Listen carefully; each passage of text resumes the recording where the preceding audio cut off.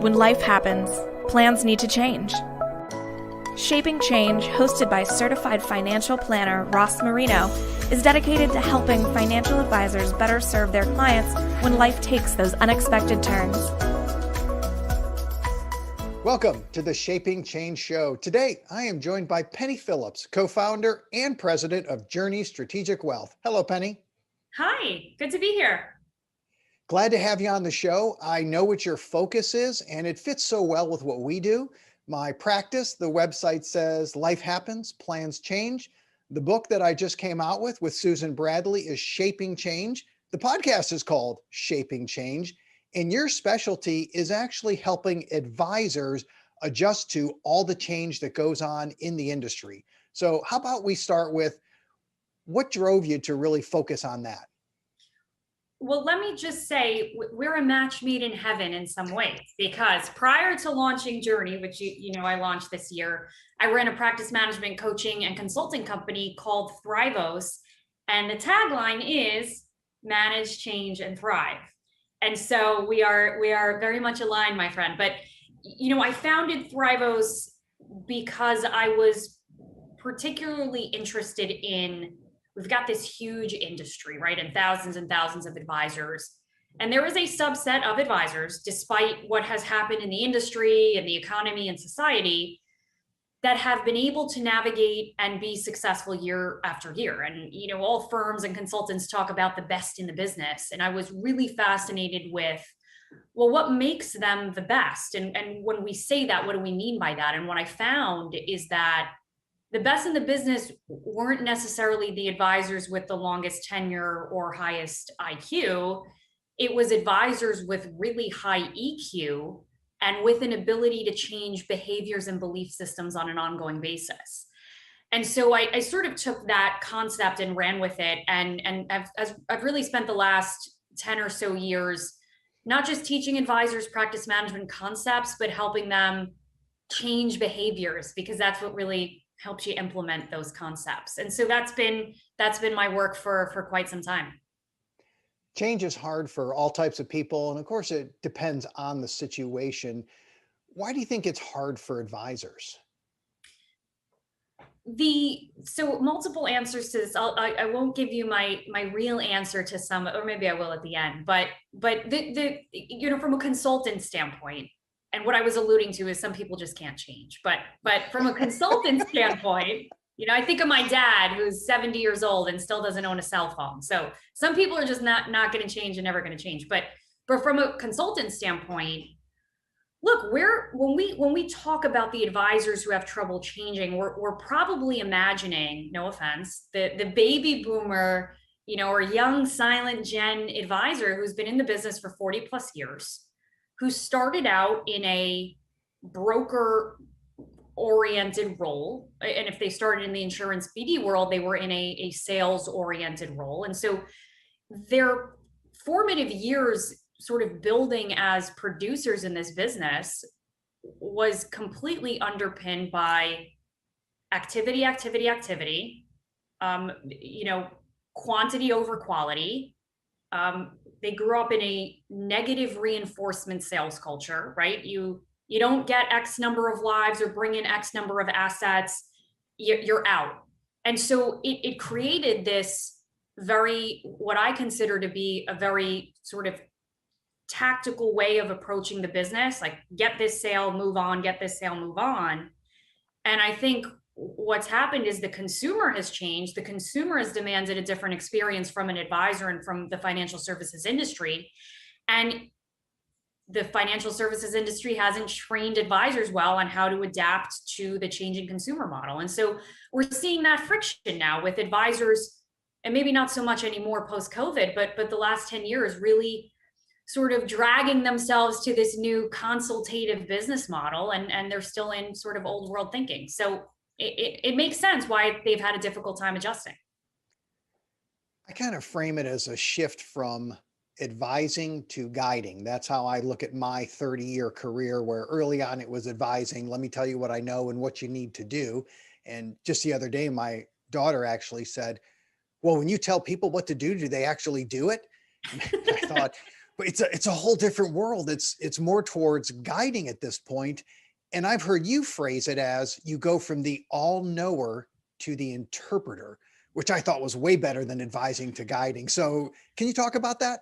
Absolutely. No, you're right on. And it was actually, even we're going even before that, it's selling to advising to guiding. And selling didn't have a negative connotation back then because information was less available and accessible to the consumer.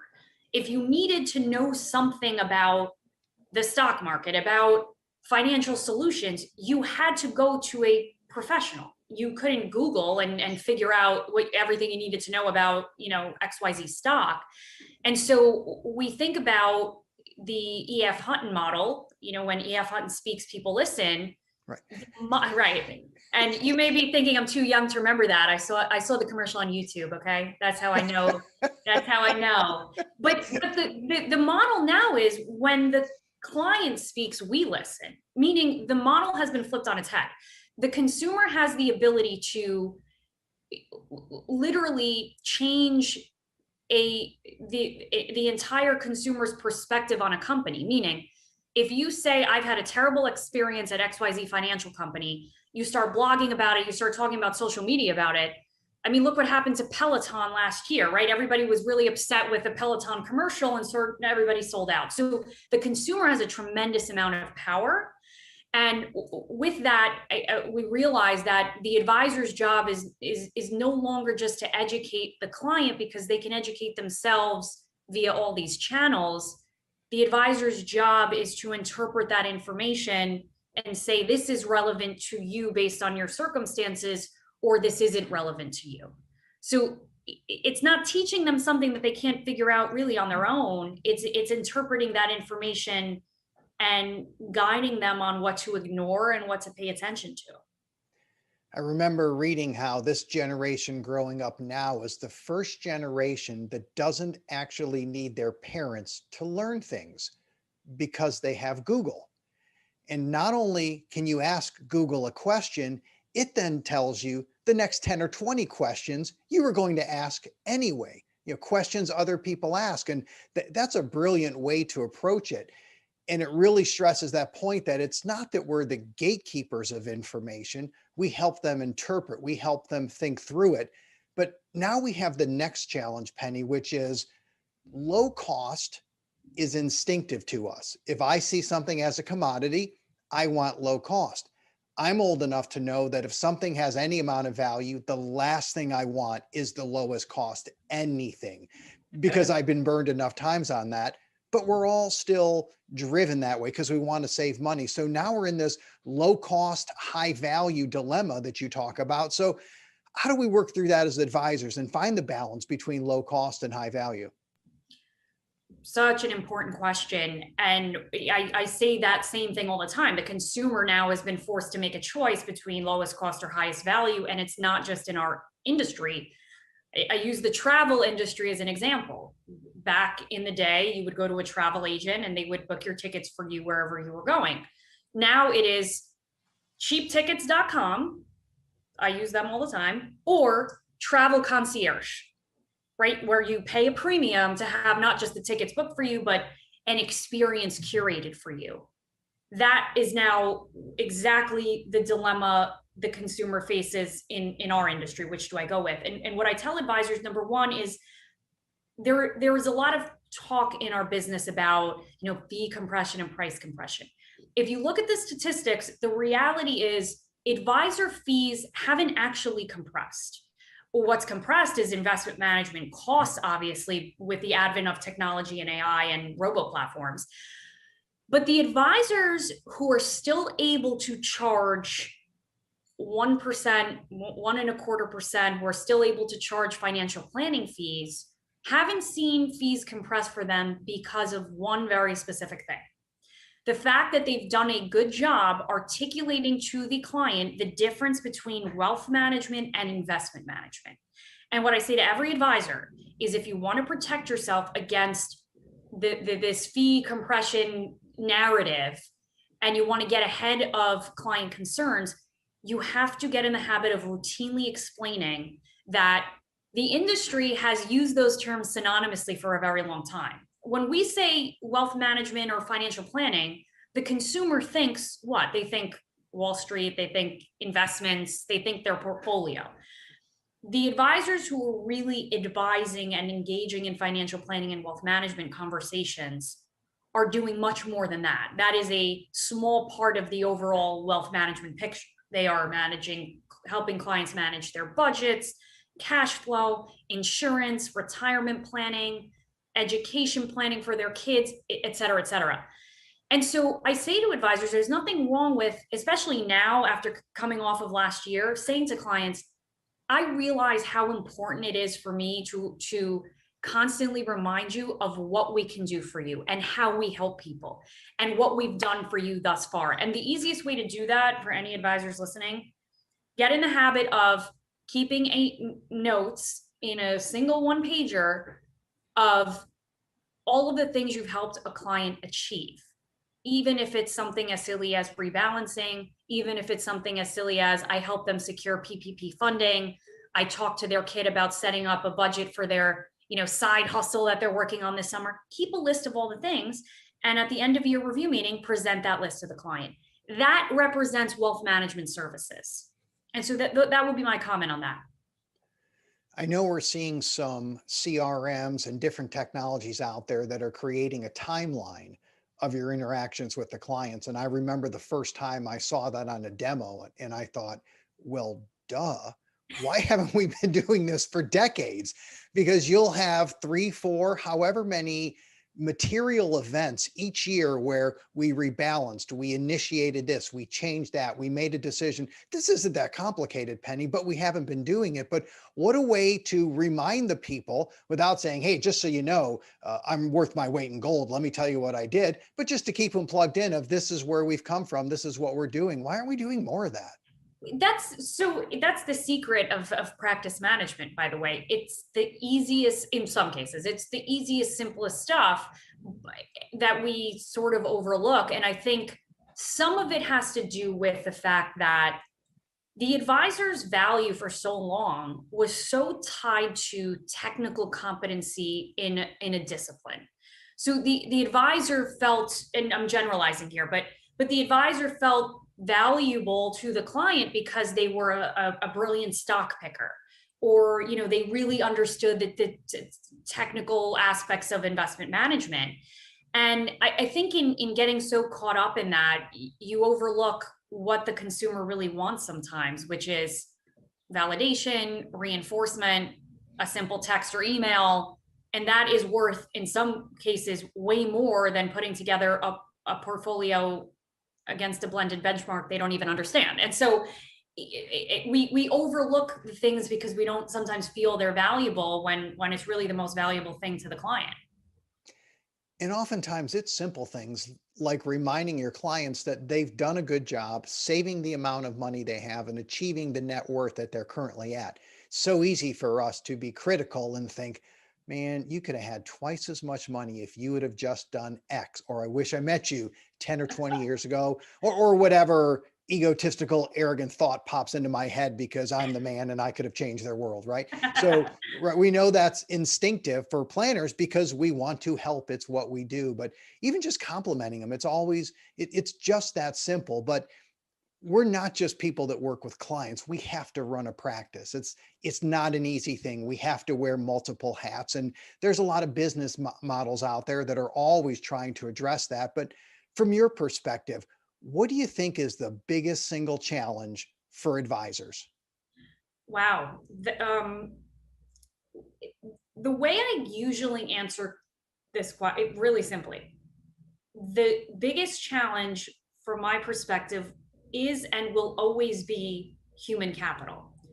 Meaning, it's sort of funny because in our industry, and especially in consulting, we're obsessed with this notion of advisor to CEO. Every advisor, we tell them, you got to transition to be the business owner and wear the CEO hat, and all these coaches run these programs, advisor to CEO. And it's so interesting to me because, number one, have we ever asked the advisor whether they want to be a CEO of a company and whether and whether that's the path they actually want to take and are skilled enough to take. Have we really articulated for the advisor what a CEO's role is? So much of it has nothing to do with sales and sort of tactical day to day. It's strategy. It's, all the other things. And so there's that disconnect between making them feel and really putting them on a pathway to be the CEO and business owner without properly training them on how to do that. And so much of that training stems around how to actually construct and build a profitable business. A lot of that has to do with human capital. Some of it has to do with technology and infrastructure. But for me, it doesn't matter how much we advance as an industry. The technology we provide, the sophistication of the solution set, it always comes down to, are you building a team around you that enables you to step into the powerful role you want to be in over the next 10 years? And so people may have a different opinion on that. For me, that's what it always comes down to. And coaching advisors for 10 years before launching this venture, it was the number one thing we were hired for. How do I develop an associate advisor? How do I share equity with somebody who wants to be an owner in the business? And I always laugh, like, how could we expect advisors to know the answer to this? They haven't been trained on how to do this. So that's what I still see as the number one challenge. I know advisors are looking at different business models and making moves. And I remember many years ago thinking, you've got to be independent. Why would you go to a wirehouse? And that was really an ignorance perspective until you understand how the different models work. There's people that thrive in a wirehouse. They're never leaving because that's the best fit for them. And in this day and age, even the wirehouses are coming out with different models and different relationships. So the industry has matured quite a bit in trying to figure out what is the best fit for you. I think it's kind of challenging. I love that you bring up human capital because that is such a hard part for someone who's a financial planner. You're not a middle manager. You're not a CEO. I'll speak for myself. Years ago, I was a self-employed financial planner. That's what I do. I loved it. Maybe you hire an assistant and work with people. Whole different world than running a business. But in this day and age, we now have different options. You started Journey Strategic Wealth with some people that had been around in the business for decades, successful practices. You all came together. You do have a unique value proposition of how you go about it. I thought it was really interesting. So I'd love if you would take a few minutes and talk about this is what Journey's trying to do for advisors going forward. Absolutely. And you said something really important about the wirehouse model, and we were inspired by parts of the wire model. And I think when I was looking at the industry and my partners were looking at the industry, what we noticed is that there was this obviously big shift to independence for obvious reasons. The top reasons are, number one, the objectivity. If you really want to be objective and be a fiduciary, and you're selling proprietary products or being incentive, obviously advisors, they don't want to be in that position. So the reasons advisors were leaving were obvious, but what I noticed, having coached many advisors transitioning out of a firm, they would leave, they'd go independent, either on their own or join an independent firm, and realize, oh my gosh, some of my core challenges are still here. So I've gotten rid of maybe some of the conflicts. I have access to better technology, but oh my gosh, I'm on my own having to run this business. And inevitably they'd end up plateauing at a certain point because it's very difficult to gain scale and efficiency and be profitable and do all the things, that come along with running a business. And so what we found is that the questions that advisors were asking when they were leaving a wire or leaving an insurance BD to go independent were the wrong questions. They were so caught up on what's the payout and am I going to get a better payout, that I think they didn't realize that you can get a 92% payout, but you still have to run a business, which means inevitably your payout is going to be 35 to 40%, which is the average of, an independent advisory practice, net profits on the P&L. And so the conversation for me shouldn't have been, where can I get a better payout? It's lowest cost or highest value. Lowest cost is the highest payout, meaning you're giving up the least amount to the BD or the home office or whatever, and then you have to run everything yourself. highest value to us, meaning we do all of the things that you don't like or don't want to do. And so the model itself, I say, was built for the independent advisor who values and wants independence, but also wants full-fledged practice management support, which I define not as technology, because a lot of RIAs say we offer practice management and that means tech stack. For me, practice management means engaging with advisors on an ongoing basis and guiding them on how to make strategic decisions, having them make the decision, and then implementing that decision for them. So, for example, you're at a certain revenue point. This indicates to us that you will need a junior advisor to join your team. Talk through that sort of scenario, identify the type of person that's right for the team, and then it's the home office's job to actually find that person, place them, and then pay for that person. While that's happening, the advisor still owns the equity in their business. They're still independent. And so for me, it's the best of both worlds. It's the best of the wirehouse model and the best of the independent model. And so that's what we've built. And so far, so good. 5 months in. It's really a challenge to build the business out there. And it's impossible, I think, for anybody to see clearly everything that needs to be done, have the vision, have the skills, have the knowledge. It's just not in there. And I love how the industry is coming up with new ways to partner. And your model certainly caught my attention. And I think it's excellent. And when you said about the payout, I remember speaking to a CEO of one of the larger firms out there that pretty much every advisor listening would know. And I remember when we were talking, he made the comment of, well, I know the first thing everybody wants to know is payout, so I'll tell you how our payout works. And I'm kind of in a bubble world. I kind of froze and thought, what, really? I'm like, I wasn't actually. I want to know where you were going as a CEO, and it caught me off guard, and because I didn't have my advisor hat on at the time, I was talking more from a CEO perspective. And even at this day, people are still looking at that payout, and it's the low cost versus high value. And I think that's a challenge. So do you think it's really going to be hard for many advisors to delineate between payout and value, or do you think it's becoming a little more apparent for them? So I don't think we're there yet. And I have made it my mission to educate advisors in the industry about this payout versus value piece. Most of my consulting work has been in the independent BD and insurance BD space. And I've been very vocal about the fact that I'm very bullish on the insurance BD advisors. I think I consider the dark horse of the industry. There's so many really fabulous teams in that space that go unrecognized because in our industry, we're so obsessed with the wirehouse advisor. Let's just be honest. Everybody wants the $1 billion UBS team. I'm more interested in an advisor who's already building a wealth management practice, and whether that comes from the wires or somewhere else doesn't really matter from my perspective.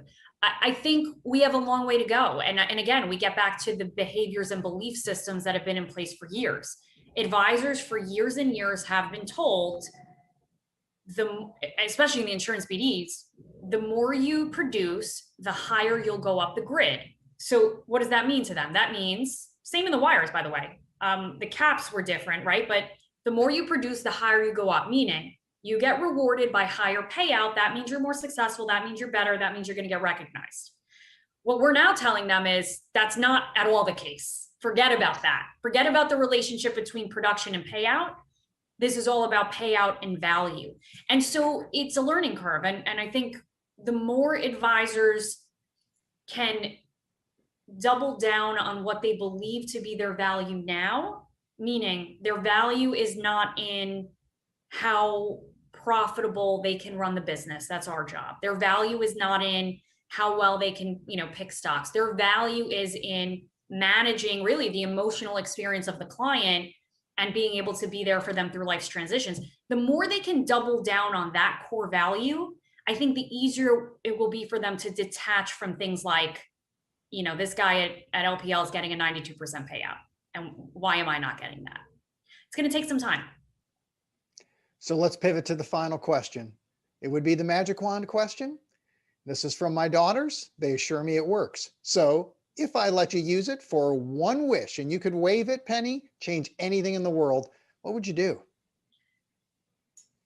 Gosh, it is and I will be perfectly honest with your listeners. Whenever I think of that question, I think of my family, and I always default to, gosh, I wish I can, help everybody out and do all the things. But if I think sort of broader, something I'm very passionate about is public education. I'm very cognizant of the fact that, especially in our business, so much of success for many people has been tied to access to the right people in the business. And so I'm a product of the New York City public school system. I went to a public college. I, wasn't able to go to an Ivy League school, couldn't afford it, all the things. And for me, if I could change one thing, it's being able to give access to not just this industry, but any industry that a young person wants to go into, giving them the same access as everybody else, despite, what wealth group or demographic group they're in. And I think being a product of that myself, I'm in a good position to be able to try to advance our industry to be able to do that. And it's not just our industry, but we are an industry that is, we're still very heavy, we're male dominated in our industry. To climb the ranks after a certain, level at some of the bigger firms, it's who you know and where you went. And I'd like to change that. And maybe that'd be something I'd change right now in addition to world hunger. So those two things. Excellent. And I'll be more specific. It's not just male dominated, it's white male dominated. That's right. And it's good that it's talked about.